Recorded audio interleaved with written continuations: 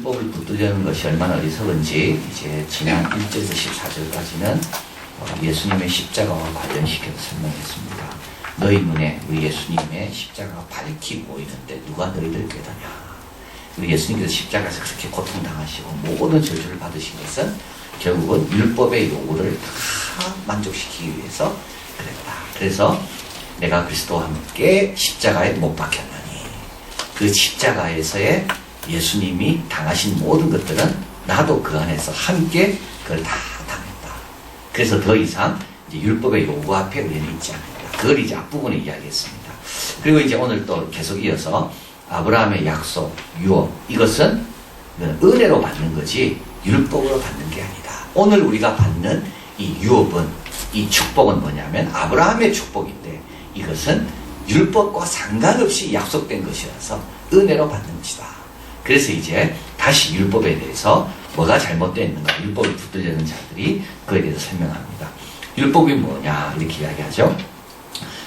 약속은 피할 수가 없다. 그래서 율법보다도 더 우위에 있는 것이 있는데 그게 약속이다. 15절 형제들아 사람의 예대로 말하노니 사람의 언약이 정한 후에는 아무나 피하거나 더하거나 하지 못하느니라.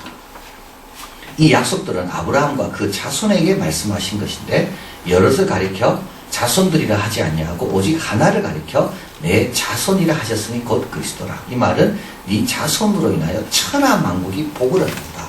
이때는 율법이라는 게 들어가 있지 않다는 겁니다. 이때 예수님께서 하나님께서 아브라함의 후손을 통하여 복을 약속하실 때는 율법이라는 것은 들어있지 않았다는 겁니다. 그래서 뭐요? 그 약속이 430년 뒤에 세운 율법 때문에 폐기되지는 않는다는 겁니다. 이 약속은 먼저 하신 약속이기 때문에 그 약속은 율법과 상관없이 다 이루어진다는 겁니다. 그걸 지금 여기서 강조하는 거죠. 17절 내가 이것을 말하노니 하나님이 미리 정하신 언약, 아브라함과 하신 언약입니다. 율법은요 430년 후에 생긴 율법이 없이 못하느니 그 약속을 헛되게 하지 못하리라. 그래서 우리 하나님은 신실하신 분이기 때문에 우리 하나님은 한번 약속하신 것은 그 뒤에 인간이 뭐 어떻게 바꾸고 뭐가 제도가 만들어지고 뭐 해도 하나님의 약속은 그대로 지속된다. 율법보다 약속이 더 우위에 있다. 그걸 이야기하는 겁니다. 자, 약속으로 받게 될 유업은 은혜로 받는 것이다. 18절 같이 읽어봅니다. 만일 그 유업이 율법에서 난 것이면 약속에서 난 것이 아니니라. 그러나 하나님의 약속으로 말미암아 아브라함에게 은혜로 주신 것이라. 하나님께서 이 약속하실 때는 뭘 생각하신 겁니까?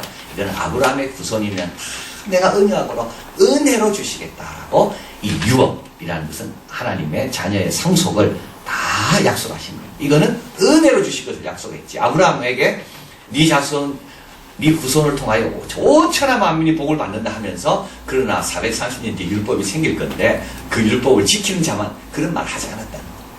하나님은 그냥 내 씨로 인하여 천하 만국이 복을 받는다. 이 복은 은혜로 받는다. 그래서 율법과는 이 복은 상관이 없다. 이걸 지금 우리 사도 바울이 여기서 이야기하는 겁니다. 그럼 율법이 무엇입니까? 한번 읽어봅니다. 19절 그런즉 율법은 무엇이냐? 범법함을 인하여 더한 것이라 천사들로 말미암아 중보의 산을 빌어 베푼 것인데 약속하신 자손이 오시기까지 있을 것이라. 자, 율법은 뭐냐 하면 인간이 자꾸 죄를 범하니까 또 하나님께서 죄가 뭔지를 알려주기를 원하셔서 더해진 거고 이거는 율법은 굉장히 귀한 겁니다. 그러나 천사들로 말미암아 받은 겁니다. 그러니까 모세가 만들어낸 게 아닙니다. 이거는 하나님께서 주신 겁니다. 천사의 손을 통하여 모세에게 알려주신 것이 율법이다. 이 율법은 이건 땅의 것이 아니라 하늘의 것이다. 중보의 손을 빌어 이건 모세를 가리키는 겁니다. 그러나 이 율법은 특징이 있는데 약속한 분이 오시기까지 있을 것이 이게 율법이다. 처음부터 있던 것이 아니고요. 아브라함 때는 율법이 없었습니다. 요셉 때는 율법이 없었습니다. 야곱과 이삭 때는 율법이 없었습니다. 근데도 야곱도 축복 많이 받았고 요셉도 축복 많이 받았거든요. 그것은 그들이 아브라함의 약속 때문에 그들이 축복받은 거죠. 그러나 이제 하나님의 백성이 이제 출애굽을 통하여 하나님의 백성의 민족이 만들어지게 되고 그 민족이 하나님의 택한 민족이 되기 위해서 하나님께서 그들에게 뭘 주셨는가 하면 그들이 지켜야 될 법을 주셨는 거다. 자, 20절에 중보는 한편만 위한 자가 아니요 오직 하나님은 하나이시니라. 그래서 중간중간마다 이렇게 중보자가 있고 양쪽을 다 이렇게 중간에서 역할을 하는 중보자죠. 그러나 하나님은 그때나 지금이나 여전히 한 분이시다.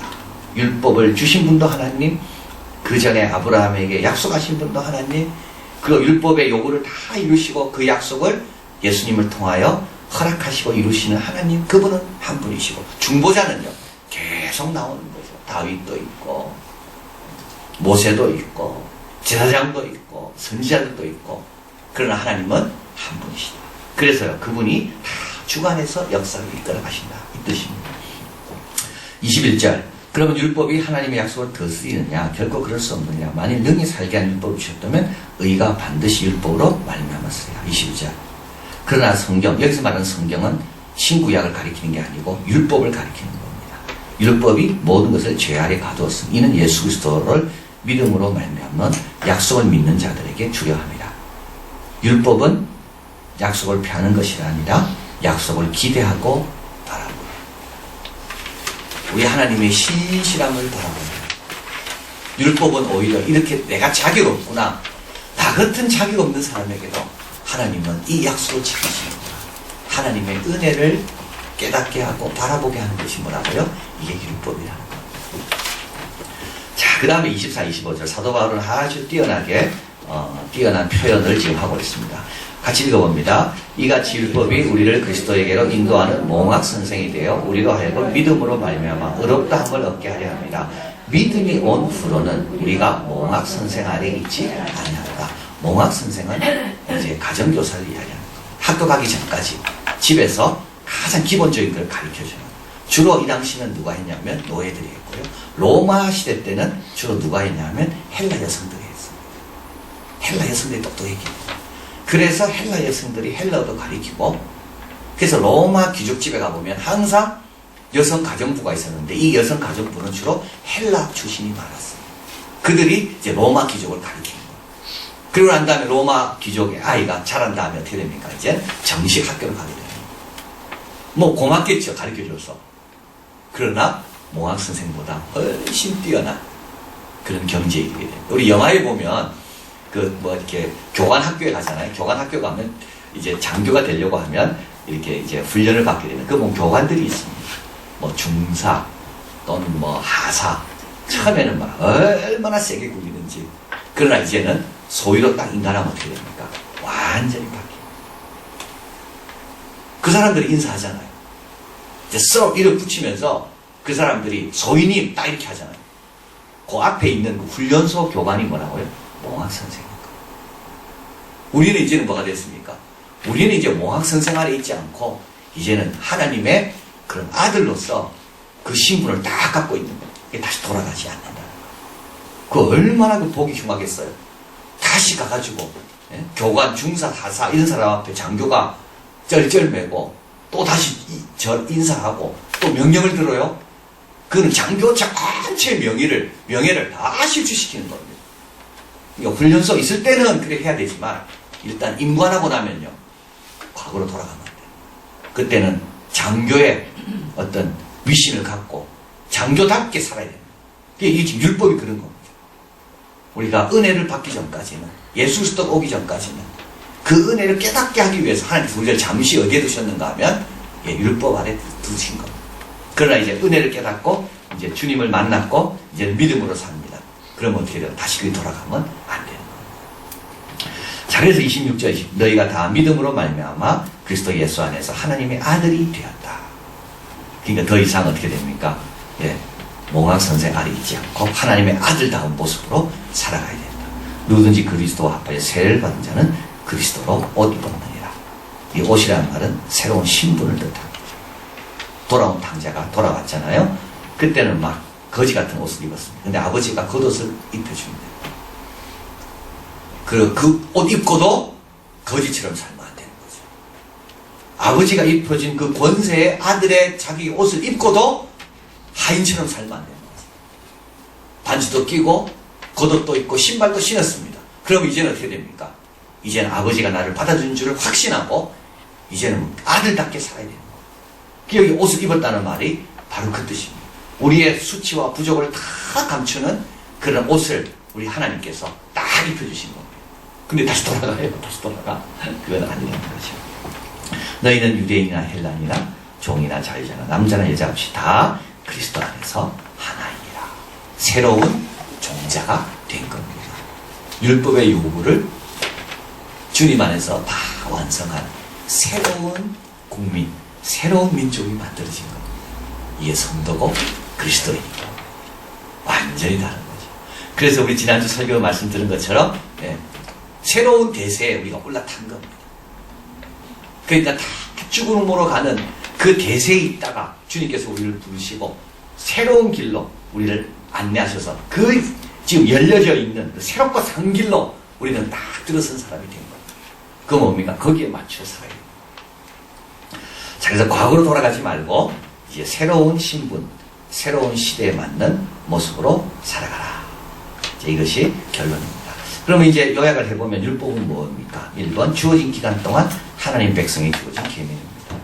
로마서 10장 4절 같이 읽어봅니다. 그리스도는 모든 믿는 자에게 의를 이루기 위하여 율법의 마침이 되십니다. 이제 율법은 어떻게 했다고요? 끝났습니다. 안식교는 틀렸습니다. 율법은 끝났거든요. 왜 안식일을 토요일로 아직까지 지킵니까? 율법은 끝났는데요. 그래서 안식교는 틀린 겁니다. 안식교가 토요일을 지키는 이유는 그거는 예수님 때문에 지키는 게 아니라 그건 뭡니까? 안식교를 창시한 그 교주가 받은 계시 때문에 그래서 이단이라 그러는 겁니다. 거의 우리하고 비슷하다 그러거든요, 자기들은. 그러나 자기들의 근본적인 어떤 교리의 근원이 성경에서 나온 게 아니라 그게 어디서 나왔다고요? 교주의 계시에서 나왔다. 그래서 그건 이단인 겁니다. 율법의 마침이 됐다 돼 있잖아요. 우리 예수님은 율법의 마침이 되고 유월절 안 지킵니다. 우리는 할례도 안 행합니다. 무조건 행해야 되는 게 아닙니다. 다 필요에 의해서 건강상 하는 거지 그거 하면 하나님의 백성이고 그거 전혀 상관없습니다. 그리스도는 모든 믿는 자에게 의를 이루기 위하여 율법의 마침이 되셨네요. 그 다음에 율법에 두 가지 기능이 있는데 하나는 죄를 알게 하고 은혜를 행하게 합니다. 로마서. 그래서 갈라디아서하고 로마서는 같이 적었다 그랬죠. 그래서 갈라디아서는 굉장히 지금 마음이 화가 난 상태에서 갈라디아서는 적었고요. 그래서 갈라디아서는 막 뭐랄까 막 금류 같습니다. 금류. 근데 로마서는 마음이 차분한 가운데 로마 성도를 생각하며 적었습니다. 그래서 로마서는 굉장히 장엄한 그런 큰 대안 같습니다. 여기는 막 금류가 막 이릅니다. 갈라디아서. 그러나 로마서는 같은 주제를 갖고도 갈라디아서는 세게 그냥 친다면 로마서는요 같은 주제를 갖고도 차분하게 아주 평온하면서도 아주 절도 있게 딱 설명합니다. 그래서 지금 로마서가 이렇게 나오는 거죠. 물론 이제 똑같은 주제인데도 로마서는 이렇게 말하는 겁니다. 물론 율법 없이 번제한 자는 율법 없이 망하고 율법 있고 범죄한 자는 율법으로 말미암아 심판받고. 자, 이 말은 뭐냐 하면 로마서 5장 13절 같이 읽어봅니다. 죄가 율법이 있기 전에도 세상에 있었으나 율법이 없을 때는 죄를 죄로 여기지 아니하느니라. 자, 이거는 뭐냐 하면 과거에는 죄인 줄 몰랐습니다. 그런데 율법에서 자, 간음하는 건 죄다. 이래서 어떻게 됩니까? 아, 간음하는 게 죄구나. 알게 된 겁니다. 그래서 율법이 더한 것이 뭐에 더해진다고 말하죠? 죄가 더해. 이 말은 어떤 죄를 더 짓는다 이 뜻이 아닙니다. 과거에는 그런 죄를 똑같이 지었어도 그게 죄인 줄 몰랐습니다. 그러나 율법이 딱 오니까 어떻게 됩니까? 이게 죄구나. 저것도 죄구나. 저것도 죄구나. 그래서 과거에는 똑같은 죄를 지었어도 그게 죄인 줄 모르고 지었는데 율법이 오고부터는 어떻게 됩니까? 그게 죄인 줄 알게 된 겁니다. 그러면 심판은요.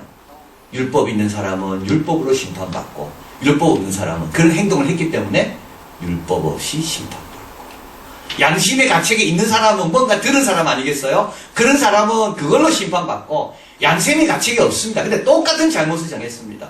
자기는 평안해요. 자기는. 왜냐하면 기준이 없는 사람이니까. 그런 사람은 괜찮습니까? 아닙니다. 그런 사람은 율법 없는 심판을 받는다는 거예요. 그래서 이제 로마서 읽다 보면 율법이 더해진 곳에 죄가 더해진다 그랬습니다. 이는 내가 알고 깨닫는 죄가 자꾸 많아진다는 말입니다. 과거에는요 죄인 줄 몰랐습니다. 그래서 율법의 기능은 뭡니까? 이것이 죄라는 것을 계속 우리에게 알려주는 겁니다. 근데 그 해결은요, 안 되는 거죠. 그래서 우리가 거기에 가두어주는 겁니다. 그러나 언제까지요? 예수님이 오실 때까지. 그래서 우리는 뭘 발견하는가 하면 아브라함도 발견하고 믿음이 소중한 줄도 알고 주님께서 이런 것들을 다 해결해 주기 위해서 예수님을 보내셨다는 것도 알고.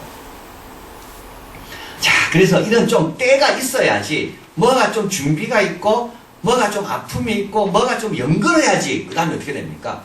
그 결과의 소중함을 알게 됩니다. 자, 그래서 로마서 3장 10절 같이 읽어봅니다. 그러므로 율법의 행위로 그 앞에 의롭다 하심을 얻을 육체가 없나니 율법으로는 죄를 깨달습니다. 그래서 하나님께서 이를 깨닫게 하신 다음에 뭐를 주셨죠? 제사를 주신 거 아닙니까? 그래서 번제도 드리고 속건제도 드리고 속죄제도 드리고. 왜 제사가 있습니까? 죄를 깨달으니까 그럴 거거든요. 그래서 율법이 없다면 제사도 없는 거죠, 사실은. 피 흘려야만이 죄가 사함을 받는데 그 죄는 누가만이 아는가 하면 이 율법을 아는 사람만이 죄를 아는 거예요. 그래서 율법의 기능은 우리가 얼마나 죄인이고 얼마나 내가 나약하고 얼마나 여기서 벗어날 수 없는지 그걸 깨닫게 하는 것이 율법의 기능이다. 그래서 양심이 자꾸 밝아지고 깨끗해지고 그래서 어떻게 됩니까?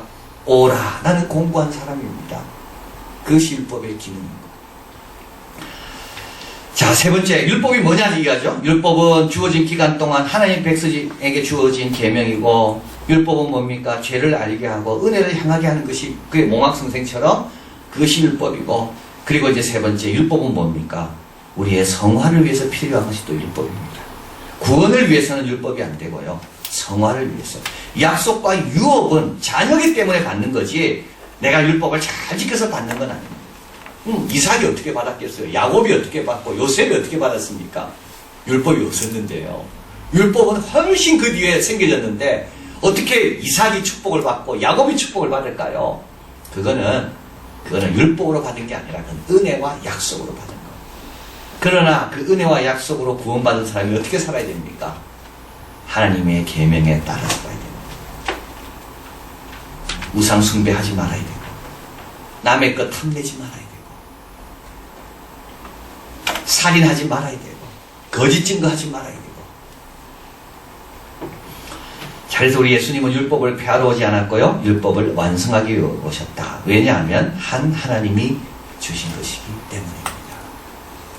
그래서 이제 우리는 조심해야 되는 거죠. 율법 없이 구원을 받았지만 율법은 우리 예수님께서 다 이루셔서 우리는 구원을 얻었지만 그러나 마음대로 살면 안 된다. 그래서 오히려 은혜를 받으면 율법의 요구보다 더 놀라운 삶을 살게 된다. 이것이 결론입니다. 아브라함의 복을 누리기 위하여 믿음으로 십자가로 붙잡고 위에서 부르신 부름의 상을 향해 쫓아가면 율법보다 더한 충성과 헌신으로 살게 됩니다. 오리를 가자 하면요, 율법은 오리만 가도 훌륭한 건데 나는요 심리까지 가는 겁니다. 이게 성령의 열매고 이게 새로운 삶의 모습이다.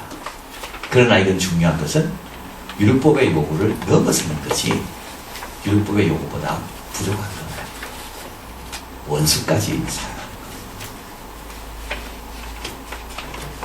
오른밤을 맞으면 왼밤으로 돌려줍니다. 몸으로 가늠하는 게 아니라 마음으로도 가늠하지 않습니다. 왜냐하면 나는 거룩한 성령의 전이입니다. 자, 그래서 우리는 과거로 돌아가면 안 되고요, 더 은혜의 풍성한 성령의 능력으로 더 앞으로 가야 됩니다. 기도하겠습니다.